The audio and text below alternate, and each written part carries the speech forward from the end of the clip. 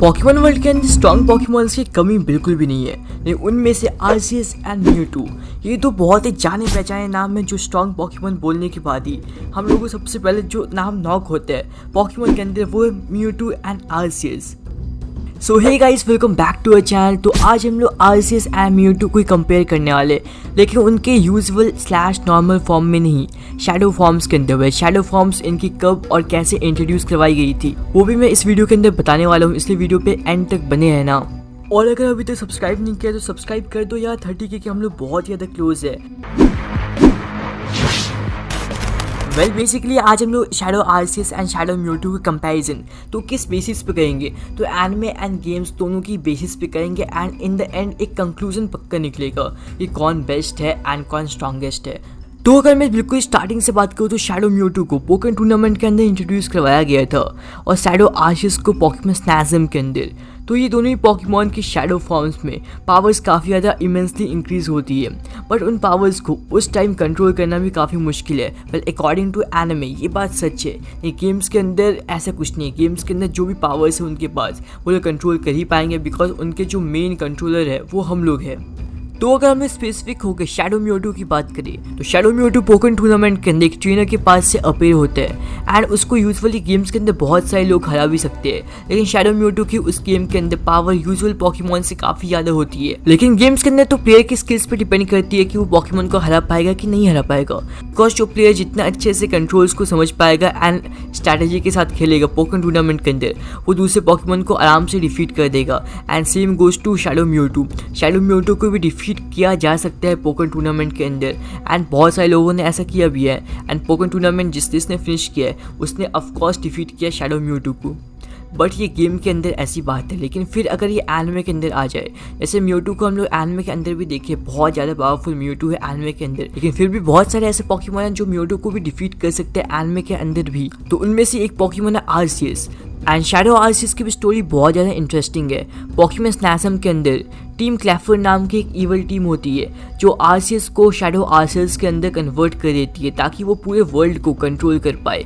लेकिन फिर आर्सियस normal form से शैडो फॉर्म में कन्वर्ट होने के बाद खुद पे काबू खो बैठता है एंड वो अ काइंड ऑफ इवल बन जाता है। जस्ट लाइक हर गेम्स या एनिमे के अंदर ऐसा सपोज किया जाता है कोई ना कोई इवल पॉकीमॉन होता ही है, तो वहाँ पे पॉकीमॉन स्नैज़म के अंदर आर्सियस वो रोल प्ले करता है। टीम क्लैफर के एक्सपेरिमेंट के कारण वो शैडो आर्सियस में कन्वर्ट होता है। उसके पास पावर्स बहुत ही बूस्ट होती है, लेकिन फिर भी वो अपने उस पावर्स को कंट्रोल नहीं कर पाता है उस फॉर्म में जाने के बाद। लेकिन आर्सियस के पास यहाँ पे सबसे इंपॉर्टेंट चीज़ आती है, वो जजमेंट की जो पावर है उसकी वो 1000 हो जाती है। मतलब 1000 लिटरली मैन, 1000 बहुत ही ज़्यादा है। 1000 बेस पावर की मूव, यानी सोच सकते हो कितने ज़्यादा ये हो सकते हैं।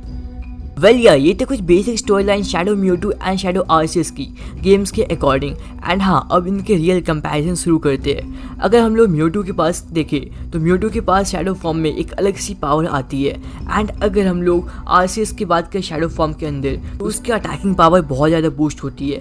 एंड साथ ही साथ म्यूटू के साथ भी सेम केस है। म्यूटू एक स्पेशल अटैकर पॉकीमॉन है एंड शैडो फॉर्म के अंदर भी उसकी यही पावर्स बूस्ट होती है पोकेमॉन टूर्नामेंट के अंदर भी। पोकेमॉन टूर्नामेंट के मैकेनिक्स भले ही अलग हो, लेकिन फिर भी वो एक स्पिन ऑफ गेम है पॉकीमॉन का ही, तो कुछ ना कुछ कनेक्शन तो पक्का वो रखेगी। तो जहाँ शैडो म्यूटू में कन्वर्ट होने के बाद नॉर्मल म्यूटू के स्टैट्स काफ़ी ज़्यादा इंक्रीज होते हैं एंड एक बैलेंस स्टैट्स बनते हैं। लेकिन फिर हम लोग अगर आर्सियस की बात की तो आर्सियस जब शैडो फॉर्म में अपने कन्वर्ट होता है तो उसकी बस एक ही चीज़ बढ़ती है, वो है उसकी अटैकिंग पावर एंड उसकी जो मेन मूव है जजमेंट। एंड हाँ, एक और बात है कि म्यूटू के पास मेगा इवोल्यूशन भी है एंड प्लस अगर शैडो फॉर्म आ जाए मेगा के साथ तो सोच सकते हो म्यूटू कितना ओपी बन जाएगा। लेकिन फिर भी आर्सियस को हम लोग अंडर एस्टिमेट नहीं कर सकते बिकॉज वो गॉड ऑफ पॉकीमॉन है। लेकिन फिर भी अगर एनिमे के अंदर देखें तो आर्सियस को डिफीट करना बहुत ही ज़्यादा मुश्किल है। म्यूटू भले ही मेगा इवॉल्व भी क्यों ना हो ले, वो आर्सियस को डिफीट नहीं कर पाएगा। तो सिंपली अगर हम लोग गेम डेटा के अकॉर्डिंग चले तो अगर आर्सियस अपना फर्स्ट टर्न में मूव नहीं कर पाता है तो म्यूटू के पास चांस रहेंगे आर्सियस को फेंड करने का, बिकॉज म्यूटू की स्पीड ऑफकोर्स ज़्यादा होगी एंड म्यूटू अपनी स्पीड के कारण आर्सियस को फर्स्ट अटैक तो दे ही सकते हैं एंड आर्सियस को 1 हिट KO करना होगा, तभी म्यूटू के पास चांसेस रहेंगे जीतने के। बिकॉज अगर म्यूटू आर्सियस को 1 हिट नॉकआउट नहीं करता है देन यहाँ पे बहुत ज़्यादा मुश्किल हो जाएगी म्यूटू के लिए, बिकॉज आर्सियस की जजमेंट है उसकी पावर उसके शैडो फॉर्म में 1000 हो जाती है। तो समझ सकते हो 1000 पावर के सामने कोई भी नहीं टिक सकता है। अगर यहाँ पे normal Mewtwo and normal RCS होते तो ऑफकोर्स म्यूटू के पास जितने ज़्यादा चांसेस होते गेम डेटा के अकॉर्डिंग, लेकिन यहाँ पे आरसीएस के जजमेंट का पावर 10,000 है, लिटरली 10,000 के सामने टिकना बहुत ज़्यादा मुश्किल है। वेल इवन बहुत ज़्यादा मुश्किल नहीं, बिल्कुल इम्पॉसिबल सा है। बिकॉज अगर पॉकीमोन गेम्स के मैकेनिक्स देखोगे तो 10,000 बेस पावर के मूव को कोई भी पॉकीमोन झेल नहीं सकता अपने डिफेंस के कारण, चाहे उस पॉकीमोन की डिफेंस कितनी भी ज़्यादा हो, फिर भी वो इतने ज़्यादा पावरफुल मूव को नहीं झेल सकता है। तो वही जहाँ पे आरसीएस की मूव जजमेंट की पावर 100 होती थी, वही शैडो आरसीएस में कन्वर्ट होने के बाद उसकी जजमेंट की पावर 10,000 हो जाती है। तो यहाँ पे हम लोग समझ सकते हैं कि यहाँ पे कोई चांस ही नहीं है ऑपोजिंग पॉकीमोन के जीतने का आरसीएस के सामने।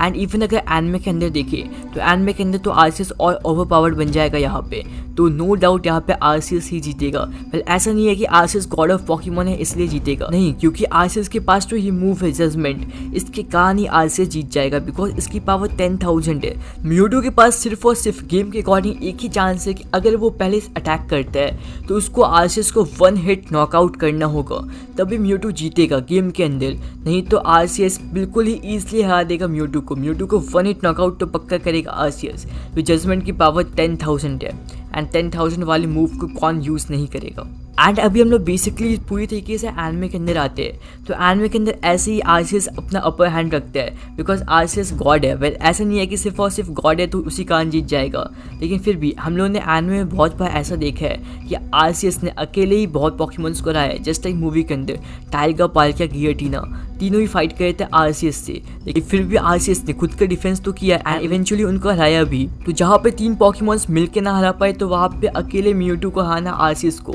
बहुत ज़्यादा मुश्किल होगा। म्यूटू भले ही बहुत ही ज़्यादा पावरफुल पॉकीमोन हो, लेकिन फिर भी उसका जो मेन बैटल है आरसीएस के साथ, वो भी शैडो आरसीएस के साथ, बहुत ज़्यादा मुश्किल है। बिकॉज अगर एक तरफ से शैडो फॉर्म में म्यूटू की पावर्स बढ़ती है तो दूसरी तरफ आरसीएस की पावर शैडो फॉर्म में बढ़ती है। सो ये बेसिक से कंक्लूजन था कि shadow RCS games and anime दोनों में ही जीत सकते हैं शैडो म्यूटू से। लेकिन फिर भी यहाँ पे अगर नॉर्मल म्यूटू होता और नॉर्मल आरसीएस होते तो गेम्स के अंदर म्यूटू जीतता फॉर श्योर एंड एनिमे के अंदर आरसीएस थोड़ा सा अपर हैंड रखता है। बट क्या आपको क्या लगता है मुझे कमेंट से पक्का बताना। एंड अगर आपको ये वीडियो पसंद आई होगी तो लाइक करना मत भूलना। इस बार एम करते हैं फन के लाइक्स के लिए फिर से, एंड हाँ अगर नहीं हो तो सब्सक्राइब करना मत भूलना। ठीक है कि हम लोग बहुत ही ज़्यादा क्लोज है। एंड पिछले पॉकी क्विज के विनर्स थे Prabodh, marshmallow, gamer YT, rich Raichu, Rohit and Amrita. And आज का पॉकी क्विज है कि जनरेशन 1 के गेम्स में कैंटो में वाटर टाइप जिम लीडर कौन रहता है, तो हाँ कमेंट करो फटाफट इसके बारे में। बाय द वे मैं मिलता हूँ आपको नेक्स्ट वीडियो में। Until then this is Pokémon galaxy signing out.